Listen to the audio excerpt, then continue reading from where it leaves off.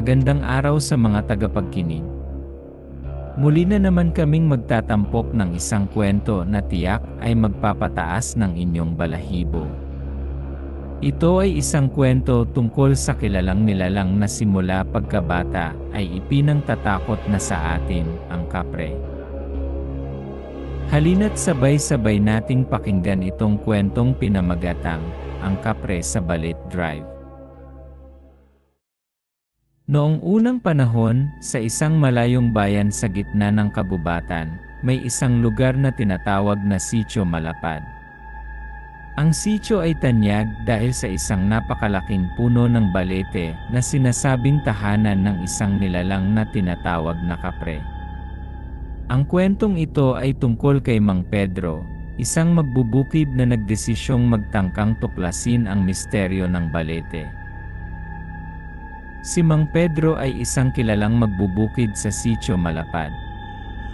Isang gabi, habang siya ay naglalakad pauwi mula sa kanyang bukirin, napadaan siya sa puno ng balete. Ayon sa mga matatanda, dapat iwasan ang puno na iyon sa gabi dahil doon daw naninirahan ang kapre. Ngunit si Mang Pedro, na hindi naniniwala sa mga pamahiin, ay nagpatuloy sa kanyang paglalakbay.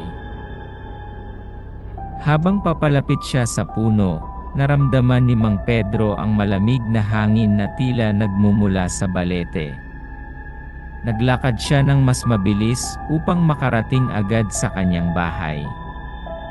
Bigla niyang narinig ang isang mabigat na yabag na parang nagmumula sa likuran niya.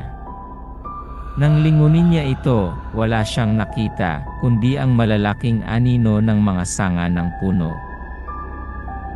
Nagpatuloy si Mang Pedro sa paglakad, ngunit mas lumalakas ang yabag sa bawat hakbang niya. Nang marating niya ang harap ng puno, naramdaman niyang may malamig na hangin na dumampi sa kanyang batok. Agad siyang napalingon at sa kanyang gulat, nakita niya ang isang malaking anino na nagmumula sa puno.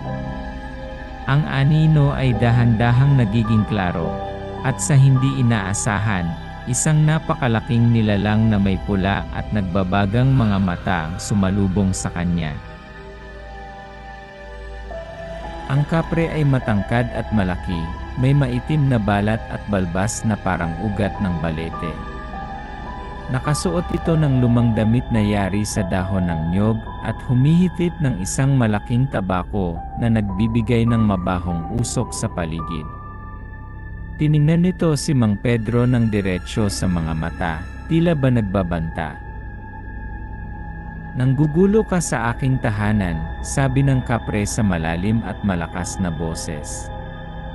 "Hindi mo ba alam na sinumang mangahas na lumapit dito sa gabi ay aking paparusahan?"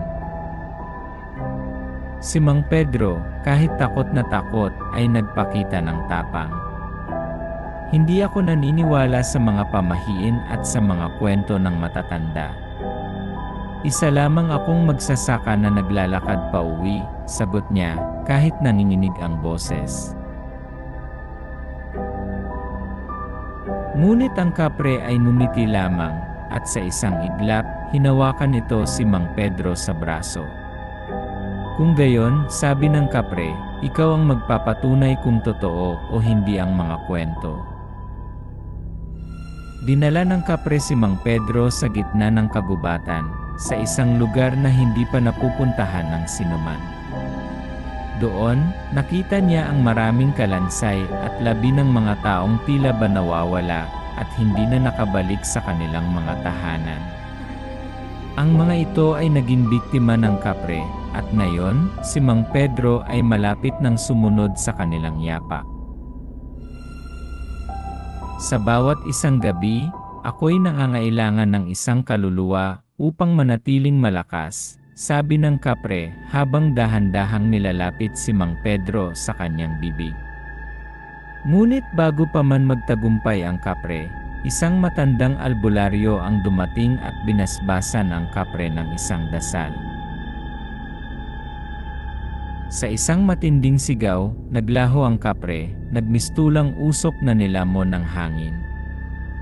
Si Mang Pedro ay nahulog sa lupa, hindi makapaniwala sa kanyang nasaksihan.